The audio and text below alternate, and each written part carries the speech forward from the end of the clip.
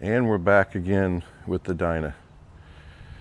I thought I'd do some bonus content here on it. It's been a real popular bike and video series. Everybody seems to love this thing.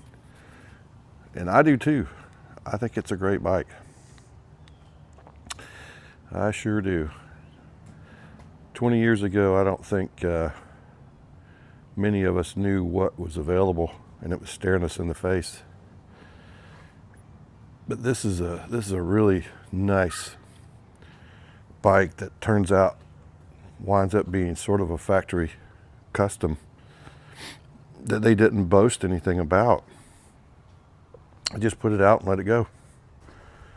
So it's outside. It's a little bit overcast today, but not too bad. The kickstand angle on it's fine. It's not going to fall over. The handlebars are straight. Really no different of an angle than it was before it was lowered. So I'm just going to do some slow walk around footage on the bike, put on some music, and just enjoy.